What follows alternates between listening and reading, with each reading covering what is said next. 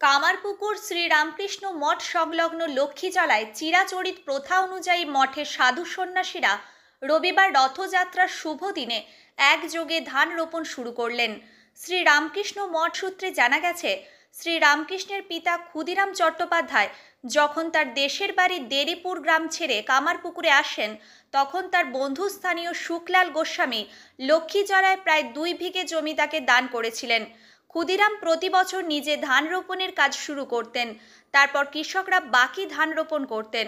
এ বিষয়ে মঠের অধ্যক্ষ স্বামী লোকতরানন্দজি মহারাজ বলেন, সেই রীতি অনুসারে প্রতি বছর একটি শুভ দিন দেখে মঠের সাধু সন্ন্যাসীরা প্রথম দিন ধান রোপণের কাজ শুরু করেন, তারপর চাষিরা লক্ষ্মীজলার বাকি জমিতে ধান রোপণ করেন। এই উপলক্ষে এদিন দূর দূরান্ত থেকে ভক্তদের আগমন ঘটে।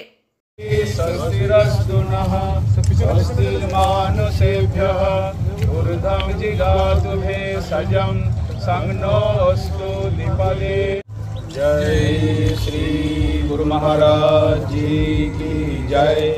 जय महामाई की जय। जय स्वामी जी महाराज जी की जय।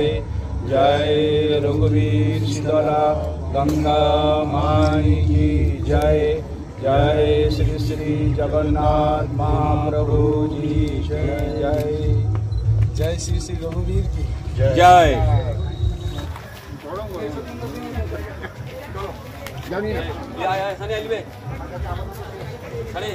রামকৃষ্ণ মঠ ও রামকৃষ্ণ মিশনে আজকে রথযাত্রার দিনে আমাদের যে জমি আছে সেখানে ধান রোপণ শুরু করলাম। আমাদের সঙ্গে এসেছেন, আমার সামনে রয়েছেন পূজনীয় শ্রীমৎ স্বামী বোধসারানন্দজি মহারাজ। উনি আমাদের অ্যাসিস্ট্যান্ট জেনারেল সেক্রেটারি মহারাজ, রামকৃষ্ণ মঠ ও রামকৃষ্ণ মিশন উনি আছেন। আমরা কামারপুকুর মঠের সাধু ব্রহ্মচারী ভাইরা সব আছি।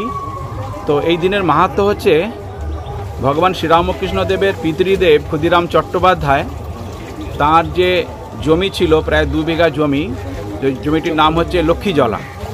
সেই লক্ষ্মীজলাতে তিনি ধান রোপণ শুরু করতেন।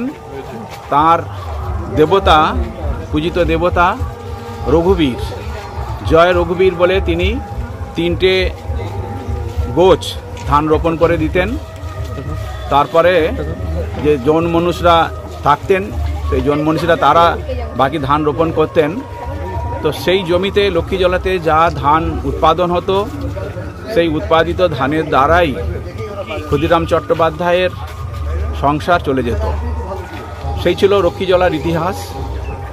তো সেই হিসাবে আমরা ট্র্যাডিশন হিসাবে আমরা আমাদের যে জমি আছে 60-70 বিঘা জমি আমরা ধান চাষ করি রামকৃষ্ণ মঠ কামারপুকুরে। তো এইখান থেকে আমরা জমি ধান রোপণ শুরু করি এবং সেটা রথের দিনে শুরু হয়। ক্ষুদিরাম চট্টোপাধ্যায় যেভাবে করতেন, আমরা ভগবান শ্রীরামকৃষ্ণদেব, মা সারদা দেবী, স্বামী বিবেকানন্দ এবং রঘুবীর শীতলা মায়ের জয় দিয়ে এবং জগন্নাথ দেবের জয় দিয়ে আমরা আজকে ধান রোপণ শুরু করি। তারপর থেকে অন্যান্য জমি চাষ হবে। তো আজকের দিনটা খুব ভালো দিন, জগন্নাথ দেবের রথযাত্রার দিন, শুভ দিনেতে ধান আমরা লাগালাম। আমাদের সঙ্গে সব মহারাজরা ছিলেন। তো আপনারা যারা সব ভক্তরা এসেছেন তাদের জন্য, সকলের কাছে, সকলের জন্যে ঠাকুর, মা, স্বামীজি, রঘুবীর এবং জগন্নাথ দেবের শ্রীচরণে প্রার্থনা জানাই। তাদের সবার মঙ্গল হোক, সবাই ভালো থাকুন। গতকাল এখানে এসেছি, এই প্রথমবার এখানে আসা। কোথা থেকে এসেছেন? হ্যাঁ, কোথা থেকে এসেছেন? মহিষাদল, পূর্ব মেদিনীপুরের মহিষাদল থেকে এসেছি। কি বলবেন, কালকে যে ধান রোপণ হলো? হ্যাঁ, খুব ভালো লাগলো। এর আগে গল্প শুনেছি মুখে, আমার ছেলে মহারাজ বেলুড়ে, আর আমি গল্প শুনেছি কিন্তু নিজের চোখে তো কোনোদিন দেখিনি, এই প্রথম দেখলাম। দেখে খুব ভালো লাগলো। এমনিতেই এখানে তো আশ্রমে থাকছি, সেটা তো খুবই ভালো লাগছে। মহারাজদের মানে আচরণ, আমাদের প্রতি যে ব্যবহারটা করছেন খুবই ভালো। আর এই যে এই উৎসবটা যে প্রথম আমার জীবনে, এটা আরও ভালো লাগছে। কারণ এটা দেখার তো সৌভাগ্য সবসময় আমাদের জীবনে আসেনি না। ধান রোপণ তো অনেক জায়গা দেখেছি, গ্রামে থাকি, অতএব না দেখার কিছু নেই, কিন্তু এটা আমার কাছে একটা আনন্দের ব্যাপার। হ্যাঁ, এ ধরনের উৎসব আমি এর আগে তো দেখিনি না। রথ কি টানবেন? হ্যাঁ, রথ তো টানবই। আমি মহিষাদলের বাড়ি রথ টেনে টেনে এসেছি প্রত্যেক বছর। এখানে নতুন করে আসা মানে রথ তো টানবই। আজকে এখানে আছি না। আপনার নাম? আমার নাম অপর্ণা প্রধান। আজকের দিনটা একটা আমাদের কাছে অন্তত ভক্তদের কাছে একটা বিশেষ দিন, উল্লেখযোগ্য দিন একটা। কারণ এই যে ধান রোপণটা আমি অন্তত বিশেষ করে আমি এতদিন ইউটিউবে দেখেছি, এই প্রথমবার আমি এই সামনাসামনি দেখলাম যে মহারাজরা ধান রোপণ করছে। এটা একটা আমার কাছে একটা বিশেষ একটা মানে আনন্দ, বিশেষ একটা উপলব্ধি একটা আমার। কোথা থেকে আসছে? আমি কলেজ মোড়ে থাকি, অ্যাকচুয়ালি বাড়ি আমার কলকাতাতে, আমি কলেজ মোড়ে থাকি। এটা প্রথম বছর? এটা আমার মানে ধান রোপণ এটা প্রথম বছর দেখাটা।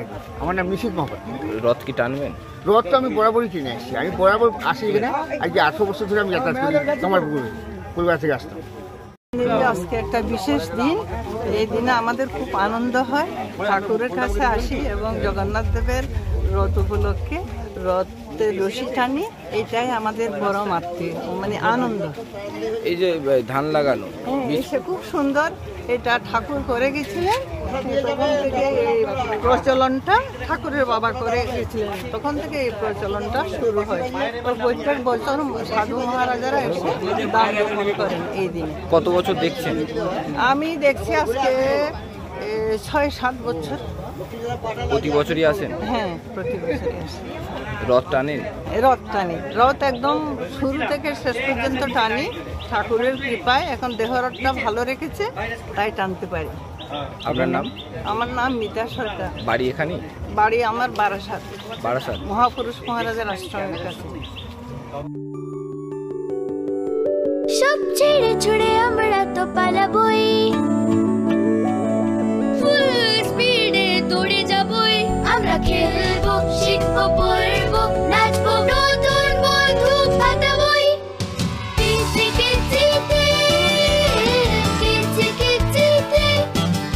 বাচ্চাদের কিডজি থেকে দূরে রাখা অসম্ভব। কিডজি, ইন্ডিয়ার ফেভারিট প্রি স্কুল।